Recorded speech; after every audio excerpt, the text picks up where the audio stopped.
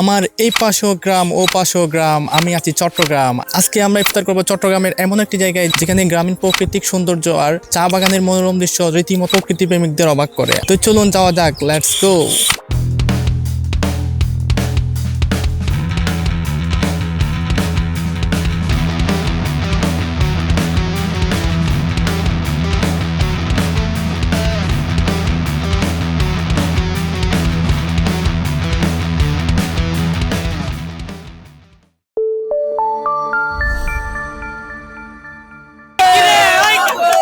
যে ঢাকা বিশ্ববিদ্যালয়ে তরমুজ নিয়ে তরমুজ বিভাগ গবেষণা করে। এটা তুমি কিনছো, এখন এটা লাল হবে না কালো হবে? এটা লাল হবে। সিস্টার কি বলে?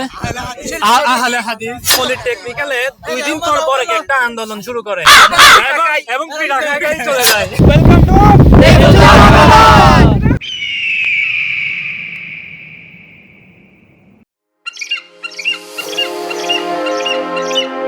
আমাদের আজকের গন্তব্য চট্টগ্রামের ফটিকছড়ি উপজেলার বিখ্যাত নেপসুন চা বাগানে, যেই বাগানের খ্যাতি আজ ছড়িয়ে পড়েছে দেশ ছাড়িয়ে বিশ্বজুড়ে।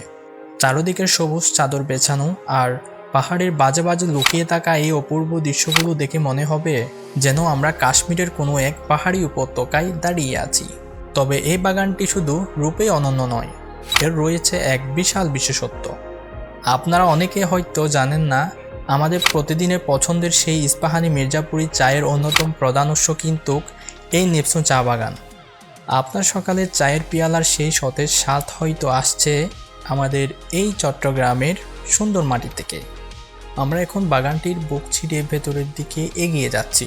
যেতে যেতে এই বাগান সম্পর্কে আপনাদের আরও কিছু তথ্য জানিয়ে রাখি। ফটিকছড়ি ভোজপুর ইউনিয়নে অবস্থিত এই বাগানটি চট্টগ্রামের অন্যতম প্রাচীন এবং বৃহত্তম চা বাগানগুলোর একটি। এখানকার চায়ের গুণমান অন্যান্য অনেক বাগানের চেয়েও শ্রেষ্ঠ বলে ধরা হয়। এই বিশাল কর্মকাণ্ডের পেছনে জড়িয়ে আছে হাজার হাজার শ্রমিকের অক্লান্ত পরিশ্রম। আপনাদের জেনে ভালো লাগবে যে এখান থেকেই কিন্তু অনেক শ্রমিক দেশ ছেড়া চা পাতা উত্তোলনকারীর পুরস্কারে ভূষিত হয়েছেন। মূলত এম ইস্পাহানি লিমিটেডের মালিকানাধীন এই বাগানটি ইন্ডিয়ান টি অ্যাসোসিয়েশনের একটি গর্বিত সদস্য। চট্টগ্রামে অর্থনীতিতে এর অবদান যেমন বিশাল, তেমনি পরিবেশ বান্ধব চা বাগান হিসেবেও এর রয়েছে বিশেষ স্বীকৃতি ও পুরস্কার। বলতে বলতে আমরা কিন্তু ইতিমধ্যেই চলে এসেছি এই বাগানের এক ছোট্ট পাহাড়ের চূড়ায়। এখানকার প্রকৃতির এই শীতল বাতাস আর নিচের দিকে তাকালেই দেখা যায় গ্রামীণ মানুষের অসাধারণ বসতবাড়ি। চা শ্রমিক আর স্থানীয় মানুষদের সহজ সরল জীবনযাপন এই পরিবেশটাকে আরও মায়াবী করে তুলেছে।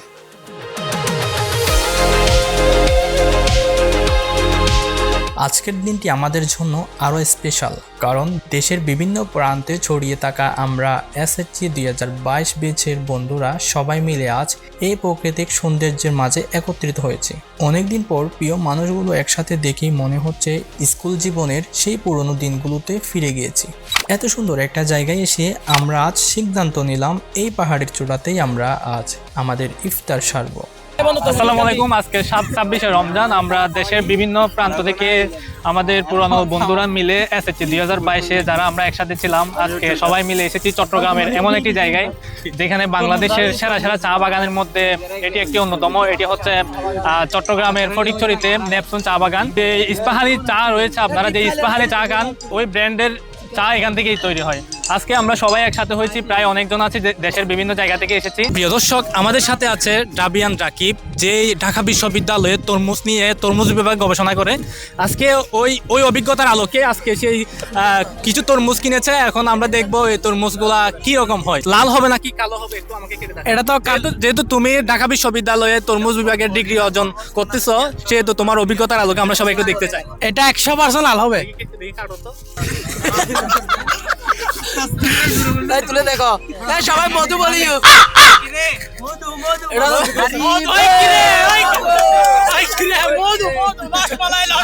দর্শক, আমাদের সাথে আরো আছে দেশের অন্যতম আহলে হাদিস কিন্তু সে একটা শীতে পাই নাই। সেটা তো হচ্ছে যে কমি করো নাকি? আমি কমিয়ে করি না, আমি সুন্নিয়ে করি না, বুঝছো? আমি ফ্যাটলিকার পলিটেকনিক্যালে 2 দিন পর একটা আন্দোলন শুরু করে এবং ঢাকায় চলে যায়। তুমি এই সংগঠন সম্পর্কে বলো। আমার সংগঠন হচ্ছে বাংলাদেশ জাতীয়তাবাদী ছাত্র দল, দক্ষিণ এশিয়ার, দক্ষিণ পূর্ব এশিয়ার সর্ববৃহৎ সংগঠন। এই ছাত্র দল আপনি জানেন 1990-এর অভ্যুত্থান থেকে শুরু করে 24-এর ছাত্র জনতার গণ অভ্যুত্থান পর্যন্ত চা বাগানের স্নিগ্ধতা আর বন্ধুত্বের কোলাহল সব মিলিয়ে আজকের এই ইফতারটি আমাদের জীবনে অন্যতম এক স্মরণীয় মুহূর্ত হয়ে থাকবে।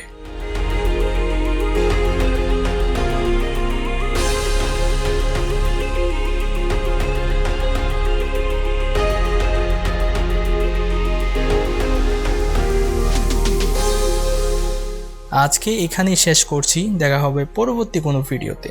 এতক্ষণ পর্যন্ত আমাদের সাথে থাকার জন্য ধন্যবাদ। আসসালামু আলাইকুম।